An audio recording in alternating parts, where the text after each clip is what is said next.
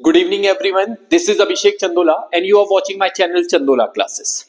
आज हम लोग बात करेंगे कंपनी की बैलेंस शीट किस तरीके से प्रिपेयर करते हैं। खास तौर में हम लोग जब फाइनेंशियल स्टेटमेंट एनालिसिस पढ़ रहे होते हैं तो वहां पे कुछ क्वेश्चंस के जवाब, कुछ क्वेश्चंस के आंसर हम लोग तभी दे पाएंगे जब हमें फाइनेंशियल स्टेटमेंट मतलब हमें कंपनी की बैलेंस शीट की नॉलेज होगी, है ना। तो कंपनी की बैलेंस शीट के बारे में बात करेंगे। जब हम लोग पार्टनरशिप के या सोल प्रोप्राइटर की बैलेंस शीट देखते हैं तो पार्टनरशिप या सोल प्रोप्राइटर की बैलेंस शीट किस तरीके से बनती थी, इस तरीके से हॉरिजॉन्टल बैलेंस शीट हमारे पास वहां पे बनती थी। यहाँ पे होता था लायबिलिटीज अमाउंट, एसेट अमाउंट। पहली चीज कंपनी एक्ट में यही चेंज हुआ।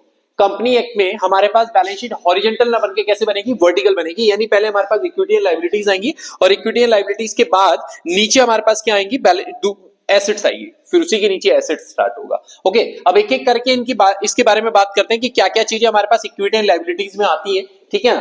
तो हर चीज के यहाँ पे कुछ हेड्स और सब हेड्स होंगे। क्या होंगे? हेड्स और सब हेड्स। ये बहुत इंपॉर्टेंट है समझना कि हेड्स और सब हेड्स में कौन से हेड में क्या क्या आएंगे, ठीक है ना।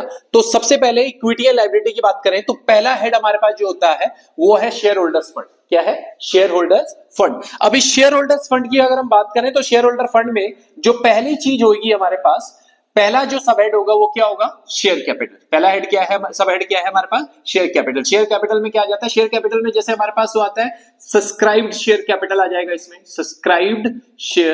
सब्सक्राइब्ड शेयर कैपिटल आ जाएगा, ठीक है ना। और क्या आ सकता है इसमें? और आ जाएगा जैसे प्राइवेट प्लेसमेंट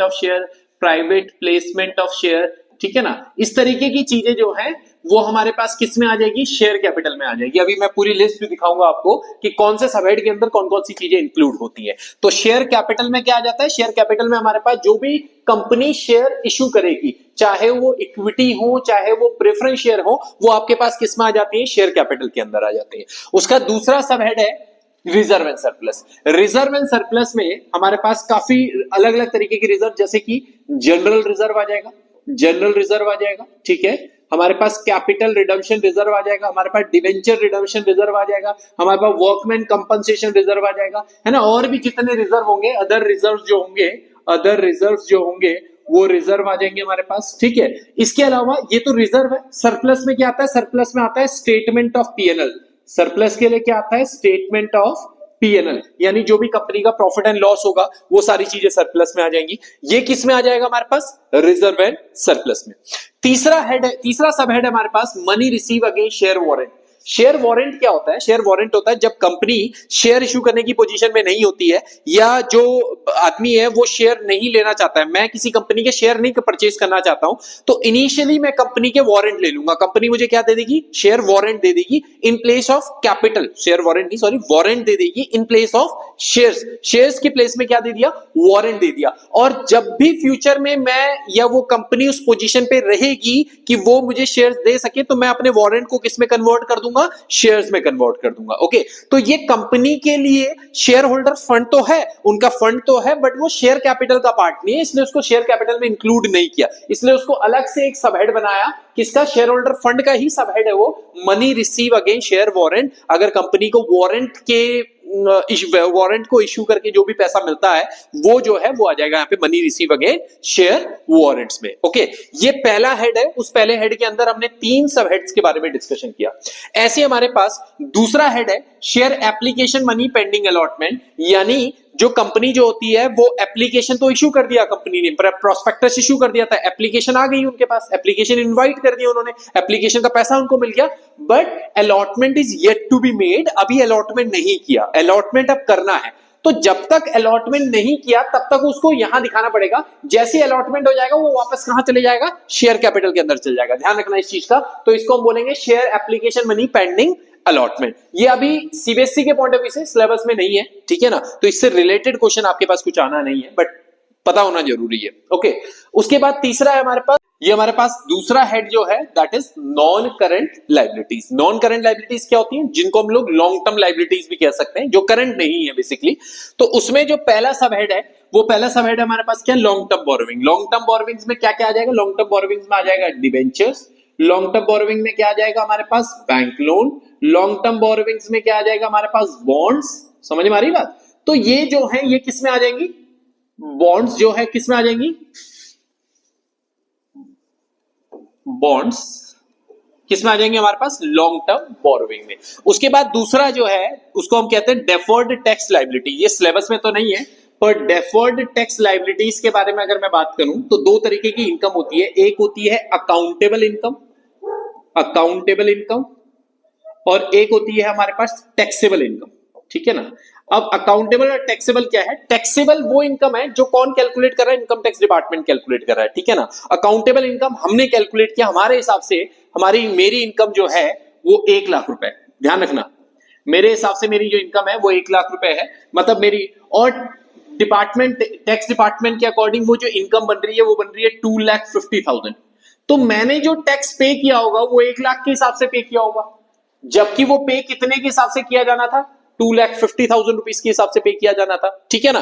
तो जो एक्स्ट्रा टैक्स है वो हमारे पर क्या है, टैक्स लायबिलिटीज है, उतना टैक्स हमने और पे करना है। तो अगर आपकी अकाउंटेबल इनकम कम हो और टैक्सेबल इनकम ज्यादा हो जाए तो वो हमारे पास क्या होती है, वो कहां कन्वर्ट, वो कहां ट्रांसफर हो जाता है, उसको हम बोलते हैं डेफर्ड टैक्स लायबिलिटीज। कहां ट्रांसफर हो जाएगा, डेफर्ड टैक्स लायबिलिटीज में, ओके। उसके बाद आगे बात करते हैं other long term liabilities. Other long term liabilities में भी कई सारी चीजें आती है, अभी उसके बारे में बात करेंगे कि कौन कौन सी चीजें हमारे पास अदर लॉन्ग टर्म लायबिलिटीज में आती भी है, ओके। और चौथा है लॉन्ग टर्म प्रोविजन। दो तरीके के प्रोविजन होते हैं, एक होता है शॉर्ट टर्म जो शॉर्ट पीरियड टाइम के लिए बना होता है, एक होता है लॉन्ग टर्म जिसको क्या बनाया जाता है, लॉन्ग पीरियड के लिए। लॉन्ग पीरियड यानी जो हमारे ऑपरेटिंग साइकिल से, या हम बात करें 1 साल का जो टाइम पीरियड होता है उससे ज्यादा टाइम पीरियड के लिए बनता है, ठीक है ना। तो वो जो हमारे पास लॉन्ग टर्म प्रोविजन होंगे वो भी हमारे पास किस में आएगा, नॉन करंट लायबिलिटीज का ही एक सब हेड होगा, ठीक है ना। उसके बाद अगर हम लोग करंट लायबिलिटीज की बात करें तो करंट लायबिलिटीज में सबसे पहली चीज आ जाती है क्या, शॉर्ट टर्म बोरोविंग्स। क्या आ जाती है, शॉर्ट टर्म। जैसे हम यहां पे बोल रहे थे लॉन्ग टर्म बोरोविंग्स, यहां क्या आ जाएंगी, शॉर्ट टर्म बोरोविंग, यानी जो शॉर्ट टर्म लोन होंगे, है ना, जो 1 साल से या हम लोग बोले ऑपरेटिंग साइकिल से कम टाइम पीरियड के होंगे, ठीक। जो दूसरा आ जाएगा ट्रेड पेबल, जिसमें दो चीजें होती है, एक होता है हमारे पास बिल्स पेबल और एक होता है क्रेडिटर्स, ठीक है। तीसरा हमारे पास other current liabilities. Other current liabilities में कुछ आइटम्स हमारे पास आ जाते हैं, उनके बारे में अभी बात करेंगे। और चौथा होता है short term provision. Long term provision हमारे पास नॉन करंट लायबिलिटीज में आया था, और शॉर्ट टर्म प्रोविजन जो है वो हमारे पास कहां आ जाएगा, हमारे पास आ जाएगा किसमें, शॉर्ट मतलब करंट लायबिलिटीज के अंदर, ठीक है। अब एक बार इसमें ये बात करते हैं कि इनमें कौन कौन सी चीजें आती हैं। तो हम लोगों ने ये बात, एक लिस्ट बनाई है जिसमें हम लोग शेयर कैपिटल की बात करें तो शेयर कैपिटल में क्या है, इसमें सब्सक्राइब्ड कैपिटल आ जाता है, share issued by private placement से अगर कोई शेयर इशू किया है ना, सो share issued for subscription and subscribe share जो है वो आ जाते हैं। प्रमोटर्स को कोई शेयर्स आपने दिए, अंडरराइटर्स को कोई अगर शेयर्स आपने दे दिए, वो सब किसमें आ जाता है हमारे पास, शेयर कैपिटल में आ जाता है। दूसरा रिजर्व एंड सरप्लस की ये लिस्ट है, कैपिटल रिजर्व है, कैपिटल रिडम्पशन रिजर्व है, सिक्योरिटीज प्रीमियम रिजर्व है, डिवेंचर रिडम्पशन रिजर्व है, रिवैल्यूएशन रिजर्व है, शेयर ऑप्शन आउटस्टैंडिंग अकाउंट है, अदर रिजर्व्स है, वो सब जो है वो किस में आ जाएंगे, रिजर्व में आ जाएगा। और सरप्लस में क्या आता है, statement of PNL, okay. Long term borrowings की बात करें तो क्या आ जाता है, डिवेंचर्स आ जाएंगे, बॉन्ड्स आ जाएंगे, टर्म लोन आ जाएगा, पब्लिक डिपॉजिट आ जाएंगे, अदर लोन आ जाएंगे, ठीक है ना। तो ये किस में आ जाते हैं, लॉन्ग टर्म बोरोविंग में। उसके बाद ये किस में थे, नॉन करंट में। अब करंट लायबिलिटीज की बात करें, करंट लायबिलिटीज में आपके पास क्या आ जाता है, short term borrowing. Short term borrowing में क्या है, loan repayable on demand, bank overdraft आ जाता है, current maturities of long term debt, ऐसे डेट जो थे तो लॉन्ग टर्म बट अब उनकी मैच्योरिटी पीरियड आने वाली है। माना कि 2015 में कोई 10 साल के लिए आपने कोई लोन लिया था, वो था तो लॉन्ग टर्म, पर अब 2025 में उसकी मैच्योरिटी पीरियड आने वाला है, तो वो 2024 तक तो नॉन करंट था, पर 2025 में जो होगा वो कहां आ जाएगा, करंट लायबिलिटीज के अंदर आ जाएगा, क्योंकि उसकी मैच्योरिटी जो है वो अब उस ऑपरेटिंग साइकिल के अंदर है, उस करंट मतलब उस एक साल के अंदर अंदर जो है उसकी मैच्योरिटी है, तो इसलिए वो कहां ट्रांसफर हो गया, शॉर्ट टर्म बोरोविंग में। और अदर लोन, अदर कैसे, short term, other short term loans, ठीक है। ट्रेड पेबल में मैंने बताया था, ट्रेड पेबल में दो चीजें आती है, एक आता है क्रेडिटर्स, एक आता है बिल्स पेबल। ऐसे हम लोग अदर करंट लायबिलिटीज की बात करें तो उसमें क्या आ जाता है, interest accrued but due, but due की स्पेलिंग वो माउंटेन ड्यू वाली होगी, है ना, बट ये ड्यू है, बट ड्यू ऑन बोरोविंग्स, ठीक है। Interest accrued and due on borrowing, और या हम लोग दो अलग अलग चीजें हैं, ये interest accrued but not due on borrowing, but not due on borrowing, है ना, and interest accrued and due on borrowings, ये दो चीजें हमारे पास है, ठीक है। और तीसरा यानी इंटरेस्ट एक्रूड है ना, तो वो आएगा चाहे वो बोरोविंग्स के ऊपर ड्यू है चाहे नहीं है, इंटरेस्ट एक्रूड और ड्यू भी है तो वो भी आएगा, और नहीं भी ड्यू है तो भी आएगा। इनकम रिसीव इन एडवांस, कोई इनकम आपने एडवांस में ले लिया होगा ना, इनकम रिसीव इन एडवांस, जैसे आप प्रीपेड एक्सपेंसेस करते हो वो करंट एसिड होता है। अगर आप एडवांस में ले लोगे इनकम अगर खर्चा एडवांस में करते हो तो एसेट, और इनकम एडवांस में लेते हो तो क्या होगा, लायबिलिटीज होगा। अनपेड डिविडेंड, कोई ऐसे डिविडेंड है जो अभी अनपेड है, ठीक है। एंड अदर पेबल्स, कोई और अगर अपने शॉर्ट टर्म कुछ पे करना है तो वो भी आपके पास इसमें आ जाएगा, किसमें, अदर करंट लायबिलिटीज में। उसके बाद शॉर्ट टर्म प्रोविजन में क्या आ जाएगा, प्रोविजन फॉर एम्प्लॉइज बेनिफिट, वो दूसरा provision for expenses, provision for tax और other short term provision. Other कैसे, शॉर्ट टर्म जो प्रोविजन होंगे वो यहां पे आ जाएंगे। यहां तक मुझे लगता है आप सभी लोगों को सब कुछ क्लियर हो गया होगा, क्योंकि ये बताने इसलिए जरूरी थे क्योंकि आपके पास एग्जाम में क्वेश्चन आएगा कि भाई बताओ, कुछ आइटम्स आपके पास दिए होंगे और उसमें बोला जाएगा कि इसके हेड और सब हेड्स के बारे में बताएं कि कौन सी चीजें इसके हेड्स में आएंगी और कौन सी चीजें इसके सब हेड्स में आएंगी। अगर आपको हेड्स और सब हेड्स का नॉलेज नहीं होगा तो तब तक आपको ये चीजें पता नहीं होंगी कि कौन सी चीजें कहां पे आती है, तो आपको वो बता पाना थोड़ा सा जो हो जाएगा वो क्या होगा, मुश्किल हो जाएगा। तो अभी हमने इक्विटी एंड लायबिलिटीज की बात की, अब आ जाते हैं एसेट में। एसेट में हमारे पास क्या क्या है, एसेट में हमारे पास है सबसे पहले आ जाएगा नॉन करंट एसेट। हम लोग जानते हैं दो तरीके की, यहां पे दो ही हेड है,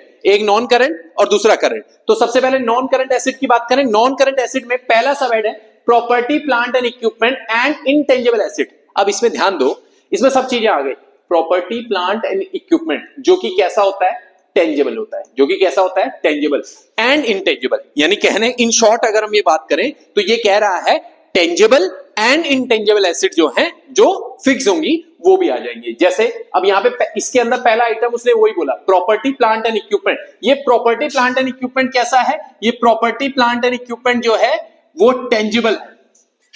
वो कैसा है, tangible. Okay, property plant and equipment कैसा है, टेंजिबल। और दूसरा उसने बोल दिया क्या, इंटेंजिबल। यानी टेंजिबल भी है तो वो भी आएंगे, इंटेंजिबल भी है तो वो भी आएंगे। अगर टेंजिबल जो है वो काम अभी प्रोग्रेस पे है ना, कैपिटल वर्किंग प्रोग्रेस है तो वो भी आएगा। और अगर इंटेंजिबल एसेट डेवलपमेंट में है, वो इन प्रोग्रेस नहीं होगी, उसको क्या बोलते हैं, अंडर डेवलपमेंट, तो वो भी यही आ जाएगा। कुल मिला के आपके पास फिक्स एसेट भी आएंगी, चाहे वो टेंजिबल हो चाहे वो इंटेंजिबल हो। अगर फिक्स एसेट अभी अंडर कंस्ट्रक्शन, अंडर प्रोग्रेस ये है तो वो भी आएगा। अगर इनटेंजिबल एसेट्स अगर अभी अंडर डेवलपमेंट है तो वो भी जो है वो यही आएगा, किसमें, property plant and equipment and intangible asset वाले सब हेड में। चलिए उसके बाद आ जाते हैं, दूसरा सब हेड है नॉन करंट इन्वेस्टमेंट, है ना, कौन सा, नॉन करंट इन्वेस्टमेंट, यानी लॉन्ग टर्म इन्वेस्टमेंट जो है। अगर हमने किसी कंपनी में शेयर इन्वेस्ट किया हुआ है, हमने कोई इन्वेस्टमेंट जो लॉन्ग टर्म के लिए किया हुआ है, वो आ जाएगा। डेफर्ड टैक्स एसेट, अभी मैंने आपको डेफर्ड टैक्स लायबिलिटीज के बारे में बताया था। मैंने कहा था कि अगर आपकी टैक्सेबल इनकम अकाउंटेबल इनकम से ज्यादा होगी तो वो क्या होगा, डेफर्ड टैक्स लायबिलिटीज होगा। डेफर्ड टैक्स एसेट क्या होता है, अगर आपकी टैक्सेबल इनकम कम है, टैक्सेबल इनकम जो है वो कम है और अकाउंटेबल इनकम जो है वो ज्यादा है, ठीक है, अकाउंटेबल इनकम जो है वो ज्यादा है, ठीक। तो यहां पे ये कहां ट्रांसफर हो जाता है, यहां पे ये ट्रांसफर हो जाता है डेफर्ड टैक्स एसेट में। कहां ट्रांसफर हो जाएगा, डेफर्ड टैक्स एसेट। क्लियर है, ये भी अभी सिलेबस के पॉइंट ऑफ व्यू से है नहीं, पर समझने के लिए हमें जरूरी तो था ही। उसके बाद है long term loan and advances. अगर आपने लोन किसी को दिए हैं, ये लोन कौन से हैं, वो लोन जो आपने दिए हैं। दो तरीके के लोन होता है ना, लोन लेते भी हो देते भी हो, लोगे तो लायबिलिटीज, दोगे तो एसेट। उसके बाद अदर नॉन करंट एसेट, कुछ और भी नॉन करंट होते हैं, अभी उसके बारे में बात करेंगे। अब ये दूसरा हेड है हमारे पास क्या, करंट एसेट। अभी हम लोग नॉन करंट के बारे में बात किया था, अब क्या है, करंट एसेट। करंट एसेट में पहला है करंट, ये इन्वेंट्रीज नहीं होगा, ये है investment, current investment. Okay, non current investment ऊपर आया था, करंट इन्वेस्टमेंट यहां पे आ जाएगा। दूसरा आ जाएगा हमारे पास क्या, इन्वेंट्रीज, ठीक है। करंट इन्वेस्टमेंट जिसको हम लोग मार्केटेबल सिक्योरिटी भी बोलते हैं, क्या बोलते हैं, मार्केटेबल सिक्योरिटीज। इन्वेंट्रीज में आपके पास स्टॉक आ जाएंगे, ठीक है। स्टॉक जो है, स्टॉक अगर इन प्रोग्रेस है, इन ट्रांसिट है, तो वो भी आपके पास इन्वेंट्रीज में ही कंसिडर किया जाता है। ट्रेड पेबल में जैसे क्रेडिटर्स और बिल्स पेबल आता था, वैसे ट्रेड रिसीवेबल में क्या आता है, डेटर्स और बिल रिसीवेबल। ओके, उसके बाद cash and cash equivalent, cash और उसके इक्विवेलेंट जो भी चीजें होंगी अभी उसके बारे में बात करेंगे, जैसे कि बैंक बैलेंस वगैरह। और short term loan and advances, short term में कोई अगर आपने लोन प्रोवाइड कराया, लॉन्ग टर्म प्रोवाइड कराया तो ऊपर आया, शॉर्ट टर्म कराया तो नीचे आया। अदर करंट एसेट, अब क्या क्या आते हैं इनके बारे में जरा बात कर लेते हैं। लायबिलिटीज हम लोगों ने देख लिया था, एसेट पे आ जाएंगे। नॉन करंट एसेट में हम लोगों ने देख लिया property plant and equipment intangible, capital work in progress intangible हम लोगों ने बात कर लिया था। डेफर्ड टैक्स लायबिलिटीज के बारे में मैंने आपको बताया। Non current investment, non current investment में क्या क्या आया? नॉन करंट इन्वेस्टमेंट में आया कि जो इन्वेस्टमेंट आपने किसमें किया हुआ, इन्वेस्टमेंट इन प्रॉपर्टी, इन्वेस्टमेंट जो किसमें है, इन्वेस्टमेंट प्रॉपर्टी पे है, इन्वेस्टमेंट प्रॉपर्टी पे है, इन्वेस्टमेंट इन इक्विटी इंस्ट्रूमेंट पे है ना, इक्विटी शेयर्स पे किया, प्रेफरेंस शेयर पे किया, गवर्नमेंट सिक्योरिटीज के ऊपर किया हुआ है, डिबेंचर बॉन्ड्स के ऊपर आपने किया है। यानी अगर आपने कहीं पे भी कोई इन्वेस्टमेंट किए हुए लॉन्ग टर्म है तो किस में आ जाएगा? नॉन करंट इन्वेस्टमेंट में आ जाएगा। उसके बाद क्या आ जाएगा? Long term loan and advances, अगर आपने लोन जो है लंबे टाइम के लिए दिए हैं, मिले नहीं है, दिए हैं, तो वो long term loan and advances में आ जाता है। उसके बाद अदर करंट एसेट्स में क्या क्या आएगा? सिक्योरिटी डिपॉजिट, ठीक है, उसके बाद सिक्योरिटी डिपॉजिट है, लॉन्ग टर्म ट्रेड रिसीवेबल है, ठीक है ना। उसके बाद क्या आ जाएगा? Insurance claim receivable. अब देखो ट्रेड रिसीवेबल भी दो है ना, एक शॉर्ट टर्म ट्रेड रिसीवेबल नीचे आया, बट हमने उसको अदर नॉन करंट एसेट में भी डाल रहे हैं। किसको? ट्रेड रिसीवेबल को। ये ट्रेड रिसीवेबल क्या है, ये अदर यहां क्यों आया है, जरा इसके बारे में मैं थोड़ा सा बताऊं आपको। मैंने अभी बात की थी ऑपरेटिंग साइकिल, ऑपरेटिंग साइकिल, ये वो ट्रेड रिसीवेबल हैं जो ऑपरेटिंग साइकिल के बाद जो है ऐसे ट्रेड रिसीवेबल जो ऑपरेटिंग साइकिल के बाद तक के लिए दिए हुए, यानी एक साल से ज्यादा टाइम पीरियड के लिए कोई ट्रेड रिसीवेबल है। माना कोई डेटर्स ऐसा है, अगर आपका ऑपरेटिंग साइकिल एक साल का ही है सपोज करो, और कोई डेटर्स ऐसे हैं जिन्होंने 2 साल बाद आपको पैसा देना है, तो ये किस में आ जाएंगे? ये नॉन करंट ट्रेड रिसीवेबल में आ जाएगा। ओके, डेटर्स आते तो हमारे पास करंट एसेट में, मतलब ट्रेड रिसीवेबल आते तो करंट एसेट में ही, बट अगर वो उस ऑपरेटिंग साइकिल के बाद वे वापस हो रहे होंगे तो वो क्या किस में आ जाएंगे? हमारे पास लॉन्ग टर्म ट्रेड रिसीवेबल पे आ जाएगा। इंश्योरेंस क्लेम रिसीवेबल, कोई इंश्योरेंस क्लेम है वो रिसीवेबल है, तो वो भी हमारे पास किस में आ जाएगा? अदर नॉन करंट एसेट्स में। उसके बाद अदर करंट एसेट में बात करें, सबसे पहले क्या था? Current investment. करंट इन्वेस्टमेंट में भी क्या आ जाएगा? वो सारी चीजें जो किसमें है, शॉर्ट टर्म के लिए आपने इन्वेस्टमेंट किए हैं, वो किसमें आ जाएंगे? करंट इन्वेस्टमेंट में। इन्वेंट्रीज के बारे में हम लोगों ने बात की थी, इसमें स्टॉक आ जाएगा, चाहे वो कंप्लीटेड हो चाहे वो इन प्रोग्रेस हो। उसके बाद ट्रेड रिसीवेबल, मैंने आपको बताया इसमें दो चीजें आती हैं, एक क्या आता है? डेटर्स, और एक आता है आपके पास क्या? एक आता है इसमें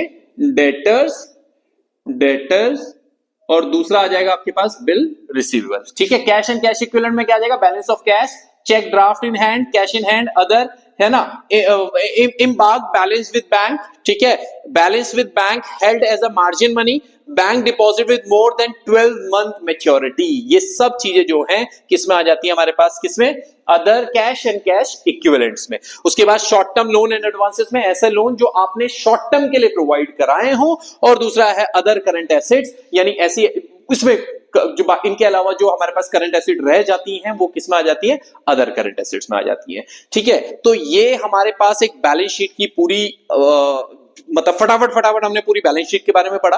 तो ये जरूर से हमें हेड और सब हेड को अच्छे से समझना है। अगर ये हेड और सब हेड हमें क्लियर हो गए तो बेटा सब क्लियर हो गया, फिर कुछ नहीं रह गया, फिर बड़ा आसान हो जाएगा।